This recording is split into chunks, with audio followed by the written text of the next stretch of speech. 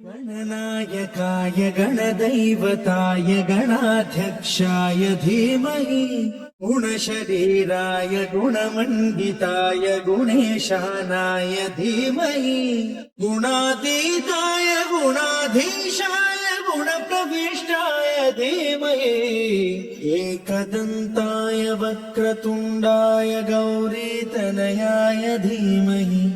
गजेशानाय भालचन्द्राय श्रीगणेशाय धीमहि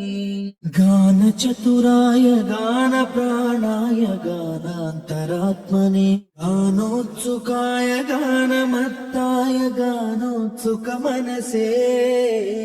गुरुपूजिताय गुरुदैवताय गुरुकुलत्तायिने गुरुविक्रमाय गुह्यप्रवराय गुरवे गुणगुरवे गुरुदैक्यकलक्षेत्रे गुरुधर्मसदाराध्याय गुरुपुत्र परित्रात्रे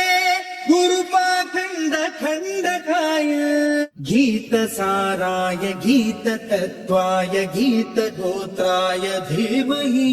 गूढगुल्फाय गन्धमत्ताय गोजयप्रदाय धीमहि गुणातीताय गुणाधीशाय गुणप्रविष्टाय धीमहि एकदन्ताय वक्रतुण्डाय गौरीतनयाय धीमहि गजेशानाय बालचन्द्राय श्रीगणेशाय धीमहि ग्रन्थगीताय ग्रन्थगेयाय ग्रन्थान्तरात्मने गीतलीनाय गीताश्रयाय गीतवाद्यपटवे हेयचरिताय गायकवराय गन्धर्वप्रियकृते गायकाधीन विग्रहाय गङ्गाजलप्रणयवते गौरीस्तनन्दनाय गौरी हृदयनन्दनाय गौरभानुसुताय गौरी गणेश्वराय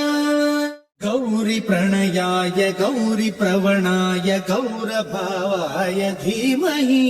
गो सहस्राय गोवर्धनाय गोपगोपाय धीमहि गुणातीताय गुणाधीशाय गुणप्रविष्टाय धीमहि